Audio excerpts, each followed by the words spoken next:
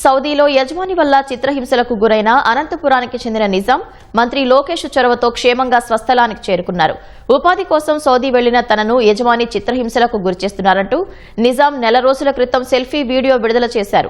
ఈ వీడియో సామాజిక మాధ్యమాల్లో వైరల్ గా మారడంతో మంత్రి లోకేష్ దృష్టికి వెళ్లింది.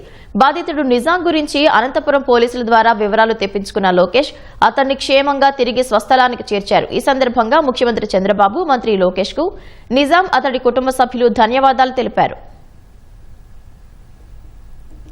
నేను సౌదీ దేశానికి వెళ్ళాను. అక్కడ నేను డ్రైవర్ని. నా కఫిల్ చాలా ఇబ్బందులు చేశాడు. ఒక వీడియో చేసి పెట్టాను. అది వచ్చి నారా లోకేష్ దగ్గర వెళ్ళింది. నారా లోకేష్ గారు అందరూ వచ్చి నాకు ఇక్కడ వరకు క్షేమంగా ఇంటికి చేర్చారు. నాకు థ్యాంక్ యూ సీఎం సార్. అందరికీ రుణపడి ఉంటాను సార్. నాకు చావే సరైన అనుకున్నాను. మా భార్య పిల్లల ముఖం చూడలేదు అనుకున్నాను. ఈ ప్రభుత్వం వచ్చి నాకు వచ్చి మా భార్య పిల్లల్ని చూసుకునే అవకాశం ఇచ్చారు. ఆయన ఇట్లా 3 నెలల క్రితం సౌదీకి వెళ్లారు. ఆయన అక్కడ 2 నెలల నుంచి ఆయనకి చాలా ఇబ్బంది పెట్టారు. చాలా ఇబ్బంది పెట్టి ఆయనకి తినడానికి తిండి లేక, ఉండడానికి స్థలము లేక చాలా ఇబ్బంది పెట్టాడు. ఆయన బయటికి గెంటేశారు. ఆ పరిస్థితుల్లో వచ్చి మా ఎమ్మెల్యే దృష్టికి తీసుకెళ్ళాం. మేము ఇట్లా చెప్తానే మేము వెంటనే ఆ రోజే సాయంత్రమే ఇంటి దగ్గరికి వచ్చారు. వాళ్ళందరూ కలుసుకొని వచ్చి మాకు ఇట్లా హామీ ఇచ్చినారు. తిరిగి మీకు నెలలోగా పిలుచుకొని వస్తారు మీ ఆయనకి, మీరేం టెన్షన్ పడొద్దండి అమ్మ, మేము ఉంటాము అని చెప్పినారు.